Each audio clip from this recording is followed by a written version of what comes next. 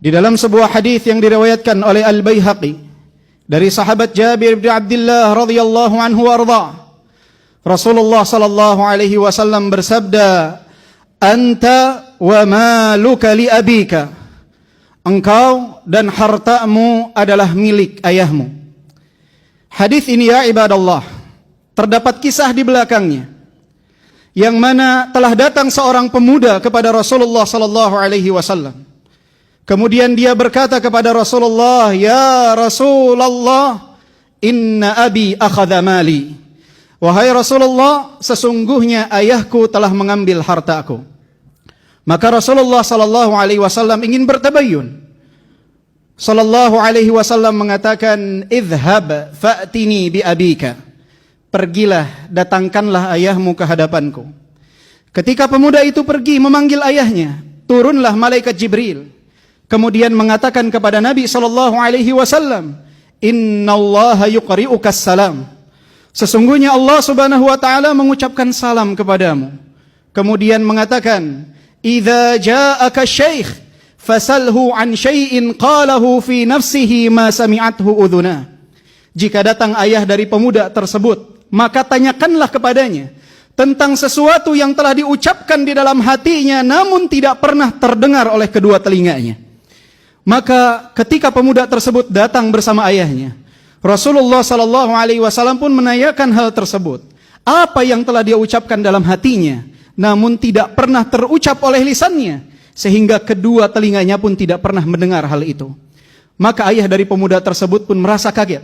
Bagaimana Rasulullah bisa mengetahui apa yang ada di dalam hatinya?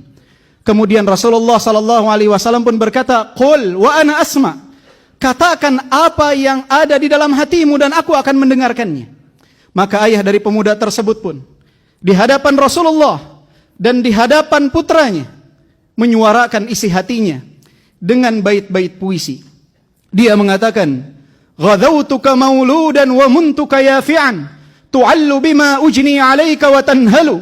Idza lailatun daqatka bis-suqmi lam abid, li suqmika illa sahiran atamalmalu. Ka'anni anal matruqu dunaka billadhi turiqta bihi duni fa'ainaya tahmulu. Takhafur rada nafsi 'alaika wa innaha la ta'lamu anna al-mauta waqtun muajjalu."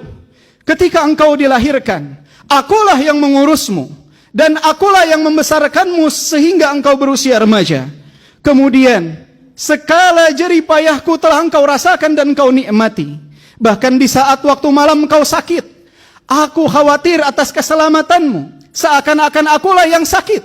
Aku tidak dapat tidur, berlinang kedua air mataku.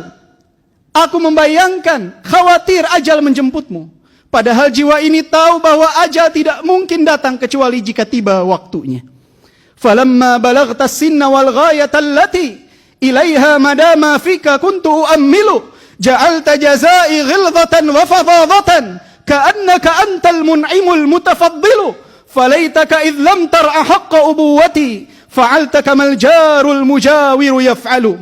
Dan sekarang ketika engkau telah beranjak dewasa, telah menggapai apa yang telah engkau cita-citakan dan apa yang aku harapkan, engkau balas seluruh kebaikanku dengan ucapan kasarmu dan sifat kerasmu, seakan-akan engkau telah memberikan kenikmatan dan keutamaan kepadaku.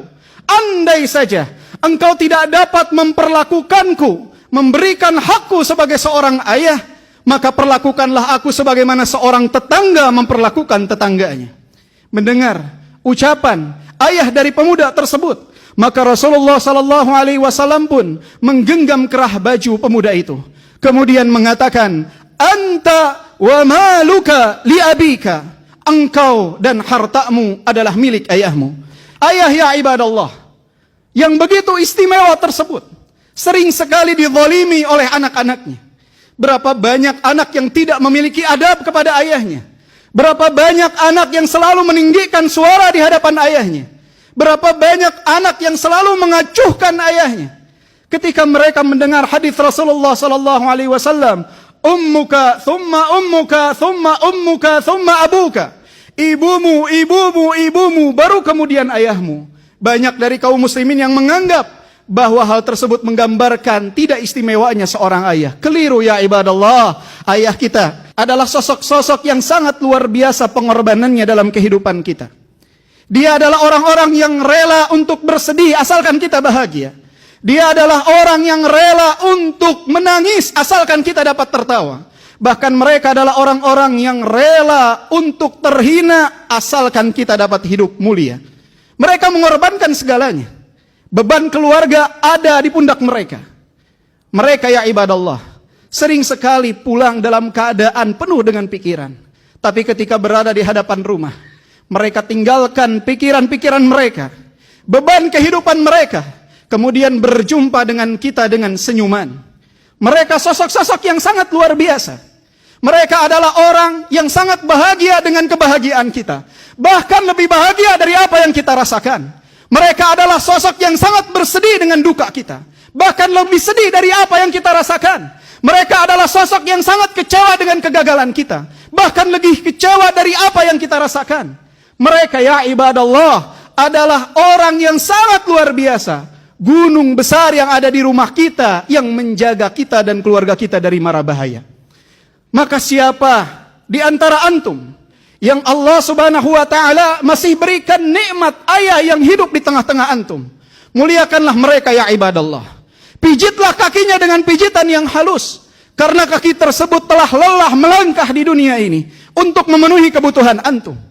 Ciumlah tangannya mulai berkeriput, karena tangan tersebut ya ibadallah telah lelah dalam mencari nafkah untuk antum.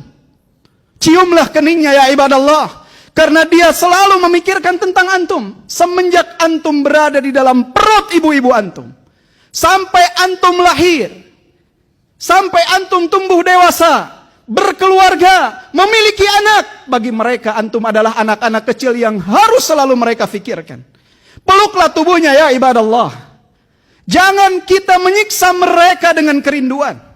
Jangan kita siksa mereka dengan sikap acuh kita.